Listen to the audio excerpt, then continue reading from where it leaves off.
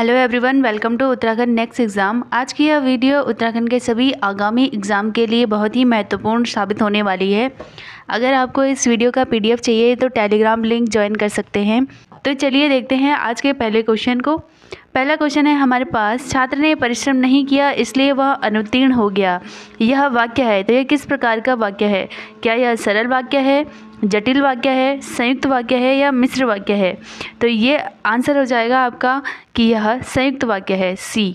Next question है हमारे पास कि संयुक्त व्यंजन हैं, तो निम्नलिखित में से आपको संयुक्त व्यंजन बताना है। फर्स्ट ऑप्शन है हमारे पास अक्षत्र, सेकंड ऑप्शन है प फ, थर्ड हमारे पास क ख, फोर्थ हमारे पास व और र। संयुक्त व्यंजन वे होते हैं जो एक से ज़्यादा व्यंजनों से मिलकर बने हुए होते हैं, उनको संयुक्त व्यंजन कहते हैं। और संयुक्त व्यंजन हमारे पास 4 होते हैं। ये आ जाएगा आपका अक्षत्र, ज्ञ और स्र। ये इसका आंसर हो जाएगा। नेक्स्ट क्वेश्चन नंबर 3, अरुण दिन भर कार्य करता है रेखांकित पद किस अवयव भेद का उदाहरण है? पहला है श्रेणीबोधक, दूसरा है रीतिबोधक, तीसरा स्थान बोधक, चौथा है कालबोधक। तो दिन भर कार्य करता है, दिन भर कार्य करता है मतलब ये आ जाएगा आपका कालवाचक, समय को बता रहा है इसलिए ये कालवाचक आ जाएगा। नेक्स्ट चौथा क्वेश्चन है, वर्तनी की दृष्टि से अशुद्ध शब्द बताना है। शुद्ध नहीं, अशुद्ध शब्द आपको यहाँ पे बताना है कि वर्तनी की दृष्टि से कौन सा शब्द अशुद्ध है। तो पहला है उज्ज्वल, दूसरा है कवयित्री, तीसरा है हमारे पास अनुगृहीत और चौथा है परलौकिक। तो इसका आंसर है परलौकिक। सारे के सारे सही लिखे हुए हैं। उज्ज्वल इसी तरीके से लिखा जाता है, कवयित्री, अनुगृहीत सब, लेकिन परलौकिक नहीं होता है, पारलौकिक होता है, पारलौकिक। नेक्स्ट क्वेश्चन नंबर 5, निम्नलिखित में से तत्सम शब्द बताना है। तो तत्सम शब्द कौन सा है इसमें से? पहला है हमारे पास कैंची, दूसरा है सुरंग, तीसरा है कर्तरी, चौथा है धरती। इसमें से जो कर्तरी शब्द है ये आपका आ जाएगा तत्सम शब्द। नेक्स्ट छठवां है हमारे पास, अन्वय में कौन सी संधि है? पहला ऑप्शन है गुण संधि, दूसरा ऑप्शन है वृद्धि संधि, तीसरा है यण संधि, चौथा अयादि संधि। तो अन्वय में आपकी यण संधि होती है, यण, क्योंकि यह य र व हो जाता है। यण संधि में हमेशा य र व हो जाता है। तो यहाँ पे जब हम इस अन्वय का संधि विच्छेद करेंगे तो हमारे पास आ जाएगा अनुधन अय। तो अनुधन अय का हमारा अन्वय हो जाता है, तो ये व में कन्वर्ट हो जा रहा है, इसलिए यहाँ पे यण संधि आ जाएगा। नेक्स्ट क्वेश्चन नंबर 7, निम्नलिखित में से कार्यालयी पत्र का प्रकार नहीं है। तो इनमें से कौन सा कार्यालयी पत्र का प्रकार नहीं है? पहला है समीक्षा, दूसरा परिपत्र, तीसरा अधिसूचना और चौथा अनुस्मारक। तो इसका आंसर हो जाएगा हमारे पास समीक्षा। बाकी सारे कार्यालयी पत्र के ही प्रकार हैं। नेक्स्ट क्वेश्चन नंबर 16, उत्तराखंड राज्य में निर्वाचित प्रथम महिला हैं। पहला कल्पना सैनी, दूसरी है रितु खंडूड़ी, तीसरा मनोरमा शर्मा डोबरियाल और चौथा रेखा आर्य। इसका आंसर है हमारे पास मनोरमा शर्मा डोबरियाल।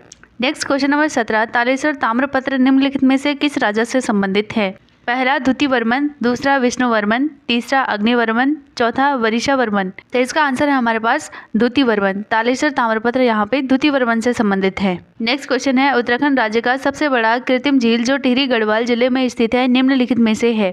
पहला है अम्बिवाल जलाशय, दूसरा है डोडीताल, तीसरा है रामतीर्थ सागर, चौथा है नचकेता ताल। तो इसका आंसर है हमारे पास रामतीर्थ सागर जो झील है वह उत्तराखंड की सबसे बड़ी कृत्रिम झील है जो कि टिहरी गढ़वाल जिले में स्थित है।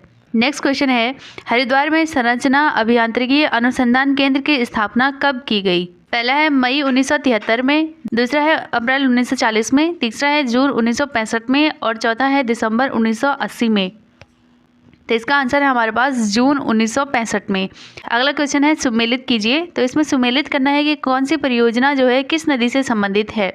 पहला है टनकपुर परियोजना, दूसरा है चीला परियोजना, चौथा है रामगंगा परियोजना और पांचवा है ढालीपुर परियोजना। तो इसका आंसर है पहला है टनकपुर परियोजना, यह है शारदा नदी पर। चीला परियोजना जो है कि गंगा नदी पर है ये। रामगंगा परियोजना ये रामगंगा नदी पर है और ढालीपुर परियोजना यमुना नदी पर स्थित है। नेक्स्ट क्वेश्चन है, उत्तराखंड में सर्वाधिक एवं सबसे कम जनसंख्या घनत्व वाले जिले हैं। तो जनसंख्या घनत्व सबसे कम और सबसे ज़्यादा कहाँ पे है? पहला है हरिद्वार एवं चमोली, दूसरा है हरिद्वार एवं रुद्रप्रयाग, तीसरा है हरिद्वार एवं उत्तरकाशी, चौथा है रुद्रप्रयाग एवं देहरादून। तो इसका सही आंसर हो जाएगा हमारे पास हरिद्वार एवं उत्तरकाशी। हरिद्वार जो है यहाँ पे सर्वाधिक जनघनत्व है और उत्तरकाशी में हमको सबसे कम जनघनत्व देखने को मिलता है। नेक्स्ट क्वेश्चन है, न्योली क्या है? तो क्या यह वन गीत है, वाद्य यंत्र है, शास्त्रीय संगीत है या ए और सी? तो इसका आंसर आ जाएगा ए और सी। यह एक शास्त्रीय संगीत और वन गीत दोनों है न्योली। क्वेश्चन नंबर नेक्स्ट, हाल ही में बीडी रतूड़ी का निधन हुआ, उनका संबंध था। जो बीडी रतूड़ी जी हैं इनका निधन हो गया है, इनका संबंध है। तो ऑप्शन पहला है पर्यावरणविद, दूसरा है राजनीतिक, तीसरा है समाजसेवी और चौथा है इतिहासकार। जो बीडी रतूड़ी जी हैं इनका संबंध राजनीति से है और यह यूकेडी के अध्यक्ष भी रहे हैं उत्तराखंड क्रांति दल के। नेक्स्ट है हमारे पास गणभोज दिवस कब मनाया जाता है? 7 अक्टूबर को, 8 अक्टूबर को या 7 सितंबर को या 8 सितंबर को? तो गणभोज दिवस मनाया जाता है 7 अक्टूबर को। नेक्स्ट क्वेश्चन है कत्यूर काल में प्रभावतार कौन थे? तो प्रभावतार राजनिवास से संबंधित अधिकारी था या कृषि से संबंधित अधिकारी था, मंदिरों से संबंधित अधिकारी था या फिर भूमि की नाप से संबंधित अधिकारी था? तो यहाँ पे जो प्रभावतार है वो भूमि की नाप से संबंधित अधिकारी था। तो चलिए आप देख लेते हैं कुछ रीजनिंग के क्वेश्चंस को। पहला क्वेश्चन है कि 5 जनवरी 2020 को रविवार था, तो 5 जनवरी 2022 को कौन सा दिन होगा?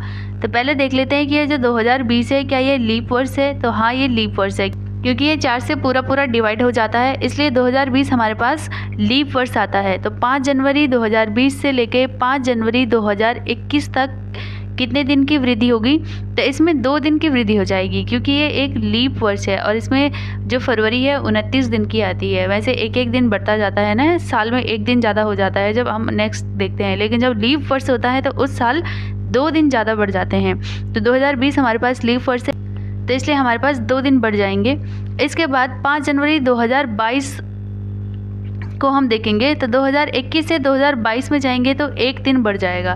तो टोटल कितने दिन बढ़े हमारे पास? टोटल हमारे पास 3 दिन बढ़ गए हैं। तो रविवार में अगर हम 3 दिन आगे बढ़ के चलेंगे तो क्या हो जाएगा? रविवार के बाद सोमवार, मंगलवार, बुधवार हमारा आंसर आ जाएगा इसमें। नेक्स्ट क्वेश्चन है हमारे पास विजय दक्षिण दिशा में चलकर दाएं मुड़ता है, फिर बाएं तथा इसके दाएं दाएं मुड़ता है, तो अब वह आरंभ से किस दिशा की ओर है? तो जो आरंभ बिंदु था उसका उससे किस दिशा की ओर है? चलो निकाल लेते हैं इसको। पहले हम यहाँ पे बनाएंगे दिशाओं को। तो ये हमारे पास आ जाता है ईस्ट, ये आ जाता है वेस्ट, ये नॉर्थ और ये साउथ। तो जब हम ऐसे देखते हैं तो ये आ जाता है इसका लेफ़्ट, ये हो जाता है राइट, ये होता है लेफ़्ट, ये right, left right, left right, इस तरीके से हम देखेंगे। तो सबसे पहले जो विजय है वो किस दिशा में जा रहा है? तो यह जा रहा है दक्षिण दिशा में जा रहा है और दक्षिण दिशा के ये दाएं मुड़ जाता है। तो दाएं दक्षिण दिशा का किस तरफ हो जाएगा? इस तरफ हो जाएगा।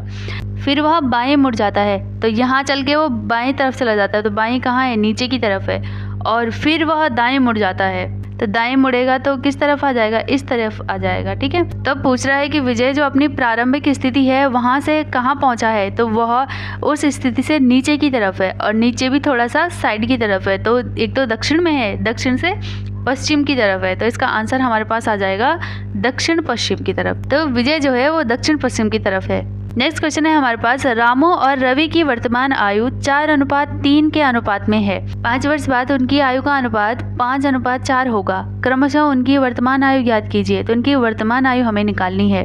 तो चलिए सॉल्व करके देखते हैं इस क्वेश्चन को। सबसे पहले रामू और जो रवि की आयु है वो 4:3 है। तो जो 4:3 है, अगर हम इसकी वर्तमान आयु को x मान लें तो हमारे पास रामू की आयु आ जाएगी 4x और रवि की आयु आ जाएगी 3x। 5 साल बाद रामू की आयु कितनी हो जाएगी? तो 5 साल बाद रामू की आयु हो जाएगी हमारे पास 4x तो दी थी प्लस 5 साल और जोड़ लोगे। इसके बाद इसी तरीके से रवि की आयु हमारे पास थी 3x प्लस इसमें जोड़ लोगे 5 साल। और 5 साल बाद कितनी दी है हमको? तो 5 साल बाद दी है 5:4 मतलब 5/4। इसको हम कर लेंगे अब क्रॉस मल्टीप्लाई। तो क्रॉस मल्टीप्लाई करेंगे 4 का 4 के साथ हो जाएगा, कितना हो जाएगा? यहाँ पे आ जाएगा हमारे पास 16x और यहाँ पे 5 को 20 हो जाएगा। इसी तरीके से इस 5 का इसके साथ हो जाएगा मल्टीप्लाई। तो 5 दिया 15 और हमारे पास 5 पंजे 25 हो जाएगा। तो हमारे पास आ गया था 16x plus 20 is equal to, मतलब जो अभी हमने नीचे डिवाइड में था उसको हम इधर की तरफ ले जाएंगे तो बन जाएगा इज इक्वल टू, और इज इक्वल टू में आ जाएगा आपका 15x प्लस 25 जब हम उनको मल्टीप्लाई किया था। तो जो ये x है इसको एक साइड कर लेंगे, तो इसको एक साइड करेंगे तो यह आगे आ जाएगा और यहाँ आगे ये माइनस हो जाएगा। तो हमारे पास कितना बचेगा? 1x बच जाएगा। तो x हमारे पास बच गया और ये पीछे चला जाएगा तो आपके पास 20 माइनस का 25 हो जाएगा। तो हमारे पास x की वैल्यू कितनी आई? x की वैल्यू हमारे पास आ जाएगी 5। यहाँ पे x की वैल्यू आ जाएगी 5 और यहाँ पे वर्तमान आयु दी हुई है रामू की 4x और रवि की दी हुई है 3x। तो x की वैल्यू हमको पता है, तो x की वैल्यू यहाँ पे आ जाएगी आपके सीधे 4 × 5 है ना।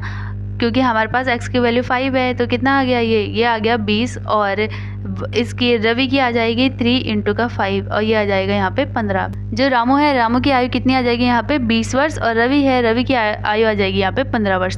तो 15 और 20 जिस ऑप्शन में है उसको सही करना है। तो 20 और 15 किस में दिया हुआ है, ऑप्शन नंबर 4 में दिया हुआ है। अब नेक्स्ट क्वेश्चन है हमारे पास, दी गई श्रृंखला में क्वेश्चन मार्क के स्थान पर क्या आएगा। तो सबसे पहले देख लेते हैं इनके बीच का डिफरेंस। जब 26 से 37 में जाएंगे तो आ जाएगा इनके बीच का डिफरेंस 11।